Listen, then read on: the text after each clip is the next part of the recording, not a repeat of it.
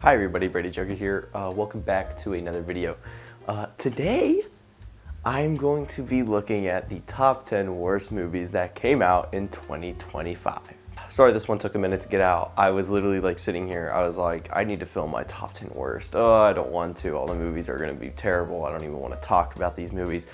But then I remembered, oh wait, I watched all of these movies so that I would have a top 10 worst movies of the year video. I'm not gonna let myself suffer through all of those movies for nothing. I have to make the video now. So yeah, that's what I'm gonna be doing today. Just remember, this is my opinion. If you liked any of these movies, this isn't an insult on your intelligence. I mean, maybe only slightly, but I mean, not too much, you know.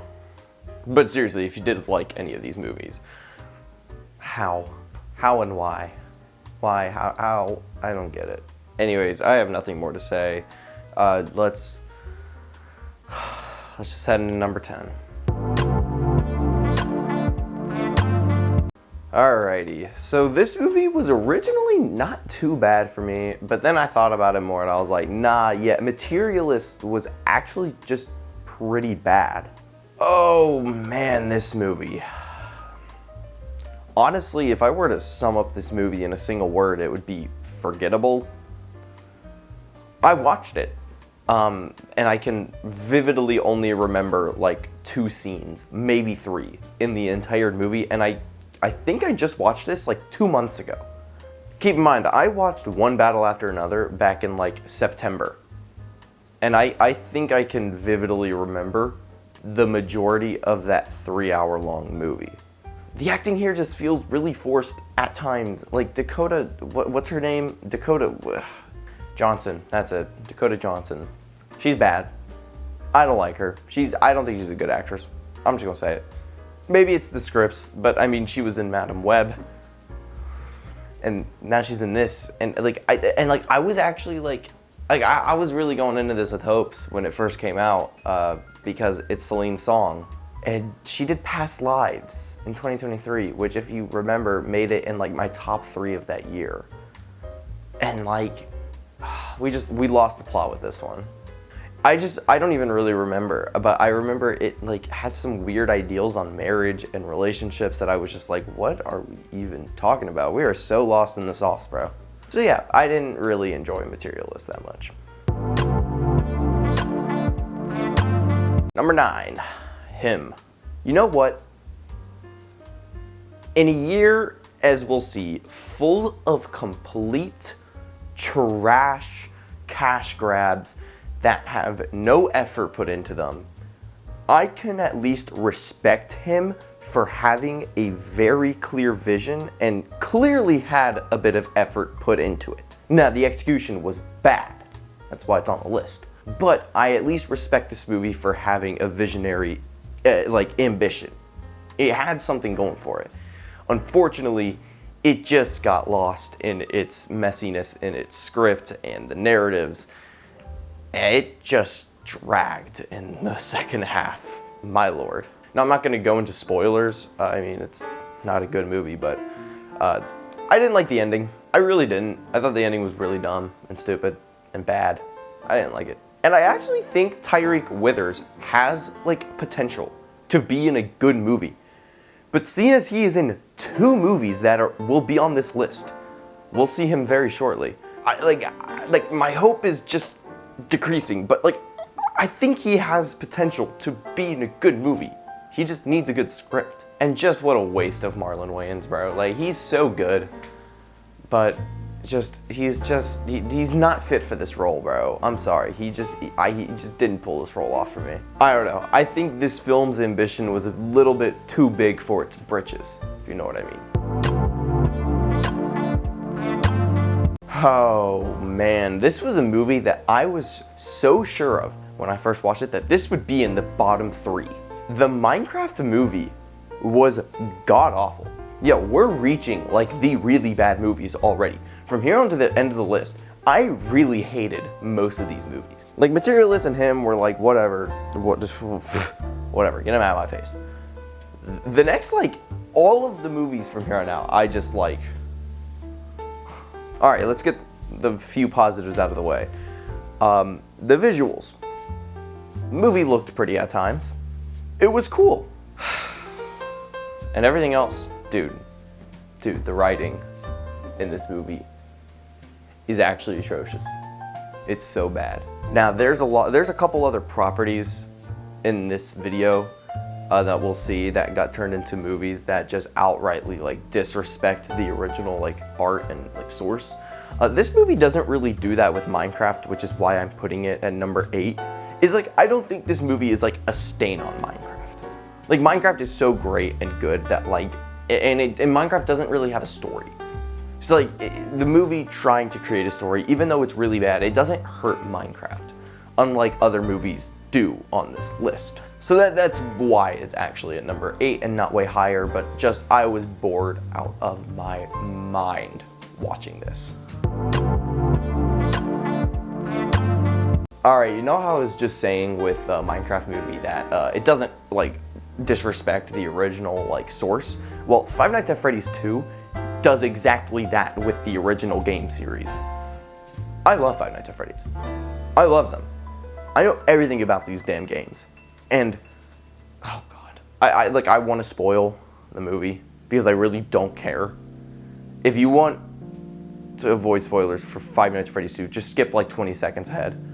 But how dare you disrespect the GOAT Michael Afton and make him a predecessor, or a successor of William Afton. How dare you? He's doing the opposite in the game. He is like the hero of the games. He's like trying to reverse everything that his dad did. In this movie, he's trying to follow it up, be the next William Afton. What are you talking about? That is not Michael Afton. Get that out of my face. Ugh. That honestly like ruined the movie. Up until that ending, movie was whatever. It was whatever. It was boring. It was stupid. Whatever. And then that happened, and all like everything was off. Like I was just, this is terrible. Get this out of my face. That's not my GOAT. McKenna Grace being marketed so heavily as being a part of this movie is also just so funny to me because she literally has like 5 minutes of screen time. And like, that's it. It's just funny for me. It's just funny in my opinion. Yeah, this movie sucked. We're moving on. And here we have another movie that I actually can't believe isn't breaking in the top 5. But yeah, wait, no, it's just called I Know What You Did Last Summer. I almost called it I Still Know What You Did Last Summer. God, another thing that just completely shits on the original material. Like, I know the original I Know What You Did Last Summer, it's good. Like, I think it's a good movie. It's a fun, charming horror movie that has its, you know, quirks and its charm with its characters. It has fun. I enjoy the first one. I didn't watch the second, and thank God I didn't watch the third one. I've heard horror stories about that movie. But I was like, hey, I need another bad movie for the list. Let's throw this piece of shit on. Just a whole lot of bad acting and bad writing decisions and just stupid moments that just had me rolling my eyes. Wasted Jennifer Love Hewitt in this movie. Just wasted her, and she does practically nothing in the whole movie. I mean, she's useless. Why are we still giving Madeline Klein roles? Like, why are we doing this? They used Freddie Prinze Jr. in the worst possible way. Now, this movie I won't spoil, but the reveal. What are we doing here? It's so bad. Moving on. I feel like I'm saying this like to every single movie. Like, we are now starting at number 5. We are in the 1-star movies. Like, we are in the bottom of the barrel movies. I can't believe that this movie is not number 1, and I can say that for literally every single movie from here on out, except for one. Snow White, dog. Dude. Now, I haven't seen the original Snow White, but my God, this is one of the ugliest movies I've ever seen. Everything is ugly. Everything. This movie is so ugly. Like, all the CGI looks so bad and fake. It's terrible. There's like one good song, like one decent song. And didn't they add it in post? Where it's the song where she's like dancing with the dwarves and singing. That song was bad. But my God, dude, this movie just sucked. Like, it's so boring. See, I'm bored talking about it. Because like, what is there to even talk about? It's Snow White, the live action remake. I saw so many people just shitting on Gal Gadot when this movie came out because of how bad her performance was. Dude, I'm telling you, she wasn't even like she wasn't even this movie's like least like worries, bro. Like she was not the worst thing about this movie. Like to me, it was just like everything. Like her and Rachel Zegler are just bad.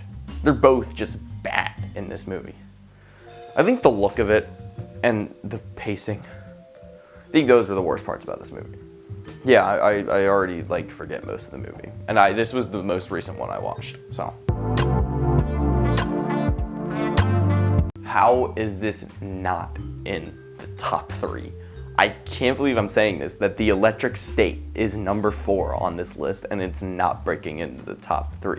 Now, this would probably be number 2 if I personally just didn't despise what is number 2 and 3 on this list, and we will get there.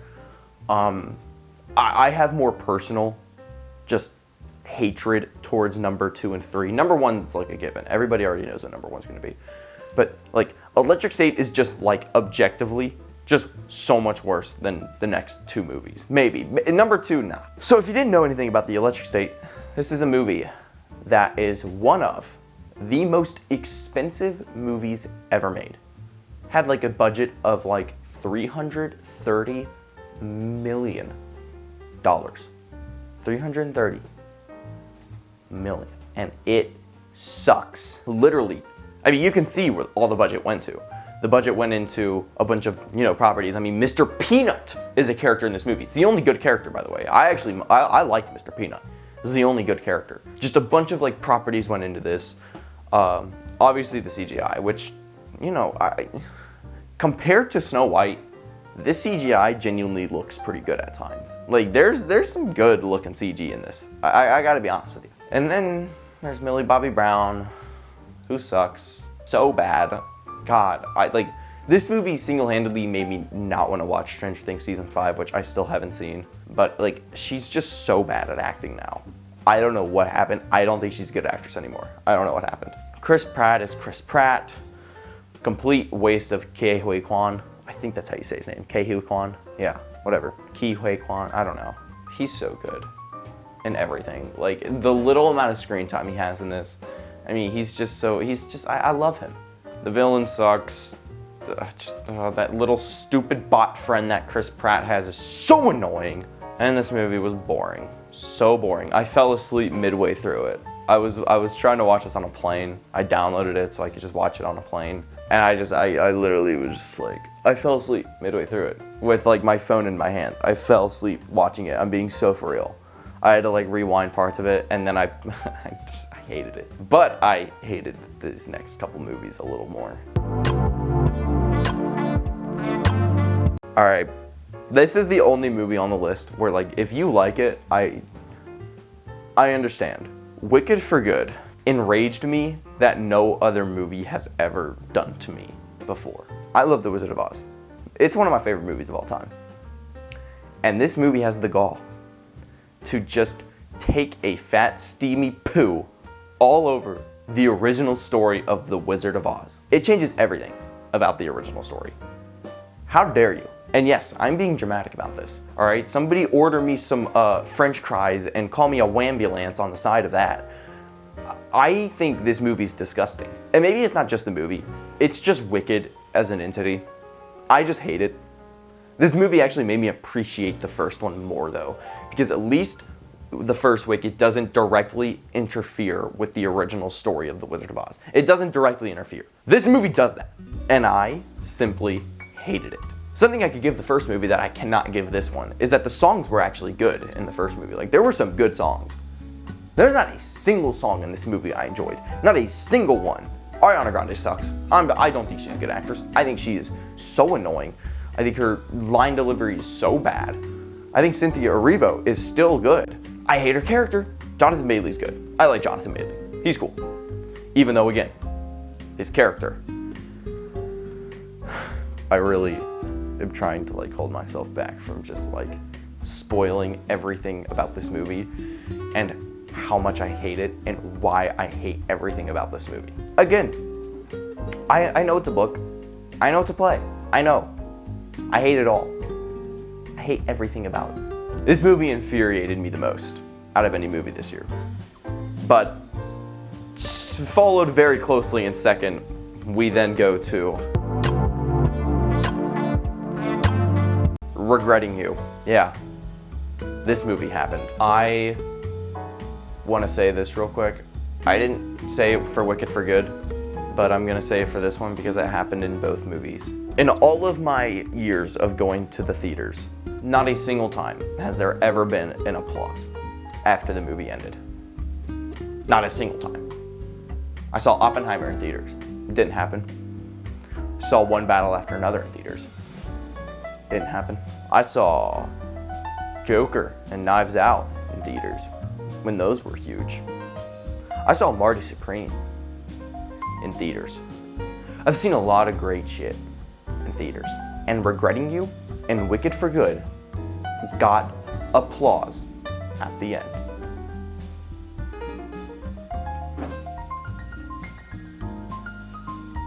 I think that was the cherry on top that pushed both of these movies in the top 3. Because what are we doing? And I watched Marty Supreme in a packed theater. A packed theater. I mean, you were sitting on top of each other basically. It was crazy. No claps at the end. But there was some people in Regretting You that watched Regretting You and give its message about normalizing having feelings for other people while you're in a relationship. I saw people clap for that. Yeah. Everyone is like that here. The only actual like decent actors here are Mason Thames was good in the first half. Like he's actually convincing in the first half. His character was actually pretty good. And the second half, just get away from me. McKenna Grace is whatever. Her line delivery is bad at times, and her writing is atrocious. Nobody speaks to their parents like that. At least I would hope so. Nobody.